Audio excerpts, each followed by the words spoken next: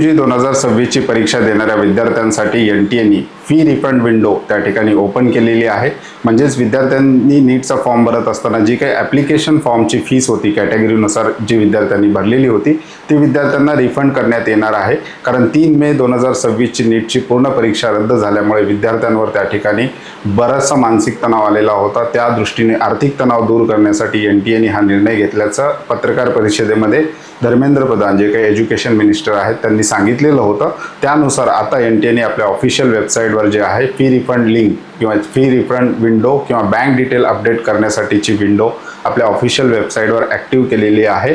या संदर्भात डिटेल माहिती घेणार आहोत। नेमके कोणते डिटेल भरायचे आहेत, कशा प्रकारे भरायचे आहेत, कोणती चूक विद्यार्थ्यांनी टाळायची आहेत याविषयी सुद्धा डिटेल माहिती पाहणार आहोत। नमस्कार, मी अंकुश पाटील, तुम्ही पाहताय श्री छत्रपती अकॅडमी पुणेचे यूट्यूब चॅनल। चॅनलवर नवीन असाल तर अशाच माहितीपूर्ण व्हिडिओसाठी श्री छत्रपती अकॅडमी पुणेच्या यूट्यूब चॅनलला सबस्क्राईब करा। त्याचबरोबर अशाच प्रकारचे महत्त्वाचे अपडेट्स तुम्हाला तुमच्या व्हॉट्सअपवर हवे असतील तर डिस्क्रिप्शन बॉक्समध्ये आमच्या व्हॉट्सअप चॅनलची लिंक सुद्धा देण्यात आलेली आहे। ही NTA ऑफिशियल वेबसाईट आहे। इथे public notice dated 12/5/2026 regarding refund of examination fee for NEET UG 2026 इथे पब्लिक नोटीसची डेट कदाचित त्यांनी चुकून दुसरी टाकलेली आहे, 12/5 टाकलेली आहे। इथे 22/5 असणं अपेक्षित होतं, परंतु ठीक आहे, ही नोटीस आलेली आहे। या नोटीसमध्ये सांगितलेलं आहे की विद्यार्थ्यांना आपले बँक डिटेल आहेत, म्हणजे तुम्ही ॲप्लिकेशन फॉर्म जेव्हा भरलेला होता त्यावेळेस जी फीस भरलेली होती ती तुम्हाला कोणत्या खात्यावर रिफंड पाहिजे आहेत ते खात्याचे डिटेल तुम्हाला वेबसाईटवर अपडेट करण्याच्या सूचना NTA दिलेल्या आहेत। यासाठी विद्यार्थ्यांना वेळ सुद्धा ठरवून दिलेला आहे। कधीपर्यंत विद्यार्थी करू शकतो? 22 मे 2026 ते 27 मे 2026 रात्री 11:50 विद्यार्थ्यांना ही ॲक्टिव्हिटी करायची आहे। ही लिंक नेमकी कुठे आहे? NTA ऑफिशियल वेबसाईटवर जर आपण गेलो कॅन्डिडेट ॲक्टिव्हिटीमध्ये fee refund window for NEET UG 2026 ही लिंक आहे। याच्यावर क्लिक केल्यानंतर विद्यार्थ्याचा लॉग इन पोर्टल त्या ठिकाणी ओपन होतं। विद्यार्थ्याला त्या ठिकाणी ॲप्लिकेशन नंबर, पासवर्ड आणि कॅप्चा टाकून लॉग इन करायचं आहे आणि थोडंसं स्क्रोल केलं तर एकदम खाली बँक डिटेल अशा प्रकारचा ब्ल्यू टॅब त्यांनी दिलेला आहे। त्याच्यावर क्लिक केल्यानंतर विद्यार्थी डायरेक्ट जो आहे तो अशा प्रकारच्या पोर्टलवर त्या ठिकाणी पोहोचेल आणि या ठिकाणी विद्यार्थ्याला आपले बँक डिटेल भरायचे आहेत। या ठिकाणी काही सूचना दिलेल्या आहेत, त्या सुद्धा डिटेल वाचूयात। रद्द चेक की स्कैन की हुई प्रति JPG प्रारूप में होनी चाहिए तथा फाइनल आकार 50 KB से 300 KB के बीच होना चाहिए। म्हणजेच या ठिकाणी कॅन्सल चेक अपलोड करण्याचा सुद्धा एक टॅब दिलेला आहे। आता कॅन्सल चेक अपलोड करणं मॅन्डेटरी आहे का? तर नाही, ऑप्शनल आहे। तुम्हाला जर वाटलं की आपण जे अकाउंट डिटेल भरलेले आहेत त्याला सपोर्टिव्ह आपण आपला कॅन्सल चेक सुद्धा अपलोड करूयात तर विद्यार्थी तसं करू शकतो। जर तुम्हाला चेक अपलोड करायचा नसेल तरी काही हरकत नाही। हा जो ऑप्शन आहे तो ऑप्शनल आहे, म्हणजे कंपल्सरी नाही। बाकी तुम्ही बँक डिटेल भरूनही तुमचं जे काय आहे सबमिट करू शकता पोर्टलवर। पण तुम्हाला असं वाटलं की सपोर्टला आपण कॅन्सल चेक द्यावा तर त्या ठिकाणी तुम्ही कॅन्सल चेक अपलोड करू शकता।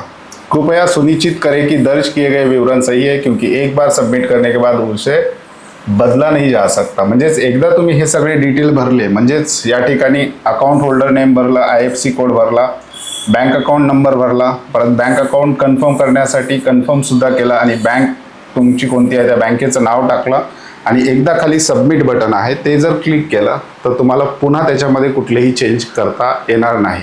विद्यार्थी एकदा लॉग इन करून फी रिफंड विंडोवर क्लिक करून अशा प्रकारच्या पोर्टलवर येऊन कुठलीच माहिती न भरता बॅक गेला, होम पेजला गेला आणि पुन्हा लॉग इन केलं काही तासानंतर तर मात्र विद्यार्थ्यांना त्या ठिकाणी भरता येणार आहे। परंतु एकदा तुम्ही भरून सबमिट बटन दाबलं, खाली सबमिट बटन आहे, सबमिट बटन जर दाबलं हे तर मात्र तुम्हाला कसल्याही प्रकारचे चेंज करता येणार नाहीत असं NTA या ठिकाणी सांगितलेलं आहे। इथे डिक्लेरेशन सुद्धा दिलेलं आहे की मी भरलेली माहिती योग्य आहे, माझे जी माहिती आहे ती जानकारी मेरी एवं विश्वास के अनुसार सत्य एवं सही है। म्हणजेच व्हेरीफाय आपण स्वतः केलेलं आहे अशा प्रकारचं डिक्लेरेशन दिलं आहे। त्याच्यावर क्लिक करून तुम्ही सबमिट जर बटन दाबलं तर तुम्हाला याच्यामध्ये नंतर चेंज करता येणार नाही। त्या अकाउंटला तुमची ॲप्लिकेशन फॉर्म फीस रिफंड होणार आहे। त्यामुळे विद्यार्थ्यांनी काळजी घ्यायची आहे की भरतानाच आपण आपला अकाउंट नंबर, त्याचबरोबर IFSC कोड असेल, त्याचबरोबर आपला बँकेचं नाव असेल, किंवा तुम्हाला चेक अपलोड करायचा असेल तर तो योग्य अपलोड केलाय का हे सुद्धा बघायचं आहे. आता या ठिकाणी विद्यार्थ्यांना एक प्रश्न पडतो की विद्यार्थ्याचंच अकाउंट डिटेल अपडेट करायचं आहे का, तर या ठिकाणी तुम्ही तुमच्या पॅरेंटपैकी कोणाचंही त्या ठिकाणी वापरू शकता. शक्यतो विद्यार्थी किंवा आई किंवा वडील यांच्यापैकी एखाद्याचं बँक डिटेल तुम्ही या ठिकाणी वापरा, म्हणजे येणाऱ्या काळामध्ये तुम्हाला त्या ठिकाणी अडचणी येणार नाहीत. अगदी सोपी प्रोसेस आहे. लॉग इन करायचं आहे, बँक डिटेल अपडेट करायचं आहे आणि सबमिट बटन क्लिक करायचं आहे. त्याच्यानंतर तुमची जी काही फीस रिफंड होणार आहे ती या अकाउंटला त्या ठिकाणी NTA येणाऱ्या काळामध्ये, आता कधी रिफंड होईल हे NTA सांगितलेलं नाही, पण येणाऱ्या काळामध्ये NTA त्या ठिकाणी रिफंड करू शकतं. अगदी शेवटच्या दिवसापर्यंत विद्यार्थ्यांनी वाट पाहायची नाही. 27 मे पर्यंत आज किंवा उद्यापर्यंत हे ॲक्टिव्हिटी करा, कारण शेवटच्या दिवशी सर्व्हरवर लोड असू शकतो, कारण 22 लाख विद्यार्थी जे आहेत जवळपास हे रिफंडच्या प्रोसेसची जे काही डिटेल आहेत ते भरणार आहेत. त्याच्यामुळं आज किंवा उद्यापर्यंत हे डिटेल तुम्ही त्या ठिकाणी भरू शकता. 27 मे पर्यंत विद्यार्थ्यांनी वाट पाहू नये. शेवटच्या दिवशी सर्व्हरवर लोड असू शकतो. एवढीच माहिती देण्यासाठी तुमच्या समोर आलेलो होतो. चॅनलवर नवीन असाल तर चॅनलला सबस्क्राईब करा. अपडेट मिळवण्यासाठी व्हॉट्सअप चॅनलची लिंक, त्याचबरोबर आपल्या ऑनलाईन ॲप्लिकेशनची लिंक डिस्क्रिप्शन बॉक्समध्ये देण्यात आलेली आहे. तुर्तास आजच्या व्हिडिओमध्ये आपण इथेच थांबतोय. पुन्हा भेटूयात आणखी एका नव्या आणि माहितीपूर्ण व्हिडिओमध्ये.